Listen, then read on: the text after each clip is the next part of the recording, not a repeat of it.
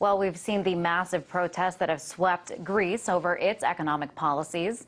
Is California next? The Golden State has been falling deeper into the red, and California Governor Jerry Brown sees austerity as the solution. Part of this plan is deep cuts to social programs, including welfare and health care for the poor and elderly, as well as slashing work hours for government employees. The cuts are estimated to total over $8 billion. It's aimed at cutting down on the state's debt, which is now in the ballpark of $40 billion. So is the Greek tragedy a preview of what's to come in California? Here to discuss this is Dr. Caroline Heldman, politics professor at Occidental College. Welcome, Caroline. So we've seen what happened in Greece, the massive protests as a response to the austerity measures. Now we're seeing similar proposals in California. What parallels can be drawn between the two? Well, Liz, I think that one parallel that can be drawn is that both have a revenue problem. And California has had an issue with its revenue, that is, raising enough revenue to provide the services that Californians need since we passed Prop 13 in 1978 and really tied the hands of the state so that we could only get revenue from certain sources, which makes California heavily dependent on income taxes. So this is not the first time this problem has come up. It comes up every time there's a crash in the stock market. There's a decline, for example, in income, exacerbated by this most recent housing bubble. So when the housing bubble burst and we're so heavily reliant on income taxes in the state, we saw our revenues go down dramatically. And California has further tied its hands by requiring a revenue increase through the state legislature with a supermajority rather than a majority. So we're in this situation every couple of years, and Governor Brown is responding in perhaps the most draconian way that he can. And that response is kind of what's at the heart of the controversy in California, where these cuts are being made. They will mostly affect the poor. So can you talk about who exactly will be most affected by the measures and if this is really the solution? Absolutely. So the people most affected are those who are receiving welfare benefits.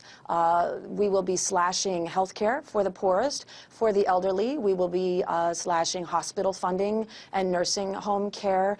In addition to that, one thing that is not being slashed but is being increased is tuition. So in the last 5 years in the UC system, we've actually seen tuition nearly double, and that includes a 6% increase again this year. So it's the poorest, it's the elderly, and it's young people. Those are the people who are bearing the brunt of this, when really we should be getting a more equitable system of taxation and taxing the wealthier at rates that are commensurate with other states.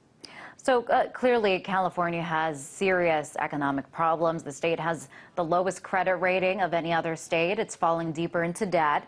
So is this just a reality that they need to face, that deep cuts need to be made because they can no longer spend beyond its means?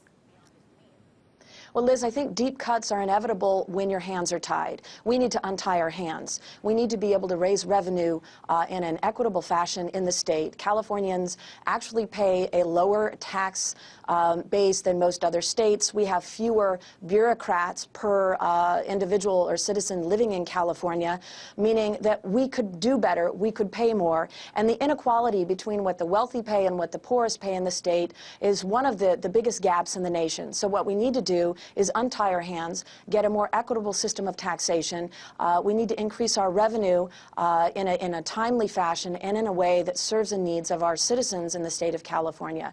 And until we do that, then yes, draconian cuts will be inevitable. So you're saying that austerity is not necessarily the solution here, that a more fair tax system is what needs to be in place as a proposed possible solution to this? Absolutely, and we've seen that austerity measures simply do not work. They haven't worked historically. They haven't worked in European countries. During time of economic downturn, what you really want to do is get money into the hands of those who will spend it immediately. So austerity measures do precisely the opposite. They don't stimulate the economy. In fact, I would argue at the federal level that the stimulus package should have been twice the size, and then we would have seen real growth. What's happening right now is that we are starving the economy, both at the federal level and certainly at the state level in California. Now, California is at risk of getting its credit downgraded, and the governor there is arguing that austerity is the only way that can prevent this from happening. And Liz, he's right, because our hands are tied with Prop 78 and the supermajority required to raise revenue, although it's good to point out that he has gone to the citizens of the state and said, look, we need a 3% increase on those making $250,000 or more per year, and we need a 1/4% increase in sales tax, both of which are temporary, the sales tax for 4 years, the tax on the wealthier Californians for 7 years. And if that doesn't go through, we face an additional $6 billion in cuts. But as it is, because we can't raise taxes immediately, even though we need to, and our hands are tied, these cuts will be going through, and really it's affecting the Californians who need help the most. Another proposed, as you mentioned earlier, another proposal is this hiking tuition for college students in the state. Students there, we've covered this extensively, have been up in arms over the rising cost of college. So can we expect more widespread protest in California as a response to the economic policies? Well, I think that as average Americans look to Washington and they see that corporations got bailed out, they see that the economy was tanked by deregulation, and they're angry about it, as we've seen with Occupy Wall Street and the protests going on in Chicago, and certainly the protests throughout the UC system, I would anticipate that once tuition truly is doubled in 5 years, happening next year, that we will see students taking to the streets, taking to their quads. And that's, of course, the most American thing you can do, which is protest something that is so blatantly, patently unfair.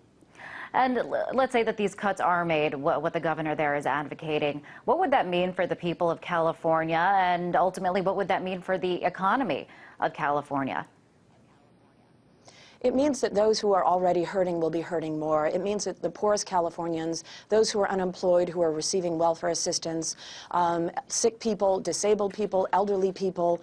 What it really means, Liz, is that when we spend money now, we save money later. For example, in health care, for every $1 spent in preventative care, that's $5 we save in an ER visit. It really means that it's going to increase our deficit, our budget problem in the future. So it's really just shifting the problem to a later date and causing Californians who are already in pain to be in even more pain. And it really speaks to the notion that the federal government, which actually has the ability to coin internationally traded currency, needs to step in and help the states in a bailout, since their deregulation actually led to this economic downturn. And the timing of this, it is an election year. What is the significance of this kind of a crisis during an election year? I think for President Obama, he already has a lot of his base angry at him, as we can see in Chicago and the protests with NATO and Occupy Wall Street. And if you look at polls, Americans are really, his base, liberal Americans, are very unhappy at bailing out Wall Street and not Main Street. So I think that this will add to that. In California, it's a done deal. We tend to elect Democratic presidents. So I'm sure he's not worried about the state per se, but I do think that he should be worried about the increasingly vocal protests of the left, who is very critical of the fact that he is pro-corporate. All right, Caroline, thank you very much for coming on the show. That was Dr. Caroline Heldman, politics professor at Occidental College.